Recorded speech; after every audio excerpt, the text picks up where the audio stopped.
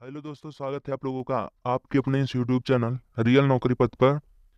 तो दोस्तों, आज हम लोग बात करने वाले हैं कक्षा 12 में हिंदी के सब्जेक्ट में जो बहुत बार पूछी जाने वाली कहानी है पंचलाइट, जो फणीश्वर नाथ रेणु द्वारा जी लिखी गई है।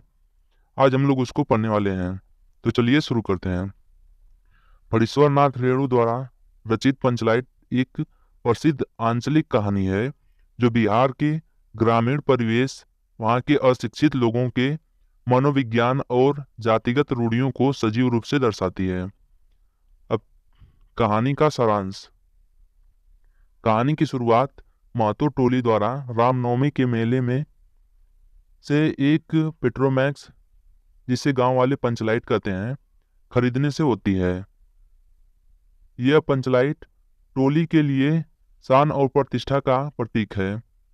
टोली के लोग, जो अब तक डिबरी की रोशनी में रहते थे, इस नई तकनीक को लेकर रोमांचित हैं। शाम को पंचलाइट जलाने के लिए पूजा का आयोजन किया जाता है, लेकिन अचानक पता चलता है कि महतो टोली में से कोई भी पेट्रोमैक्स जलाना नहीं जानता। यह टोली के लिए शर्म की बात बन जाती है, क्योंकि दूसरी टोली, जो राजपूत टोली है, कि लोग उन पर ताना मार रहे हैं।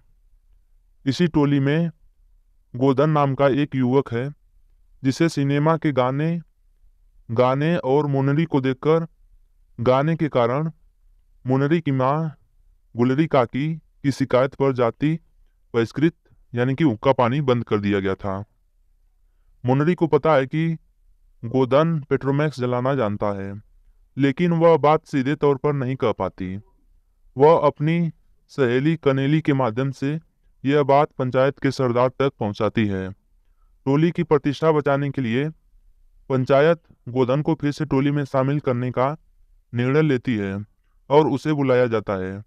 गोदन आकर अपनी समझदारी से बिना स्प्रीट के ही नारियल के तेल की मदद से पंचलाइट जला देता है।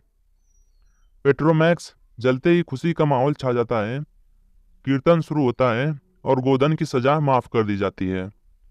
कहानी के अंत में गुलरी काफी प्रसन्न होकर गोदन को खाने पर आमंत्रित करती है और गोदन सबका दिल जीत लेता है। कहानी के मुख्य बिंदु। आंचलिकता। कहानी बिहार के एक पिछड़े गांव के जातिगत विभाजन को दर्शाती है। सामाजिक रूढ़ियां।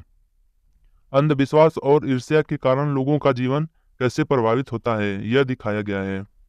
इस कहानी का उद्देश्य क्या है, इसको भी जान लेते हैं। इसका उद्देश्य, कहानी यह संदेश देती है कि आवश्यकता पड़ने पर बड़े से बड़े नियम और जाति भेद बेकार हो जाते हैं और तकनीक के सामने रूढ़ियां टूट जाती है।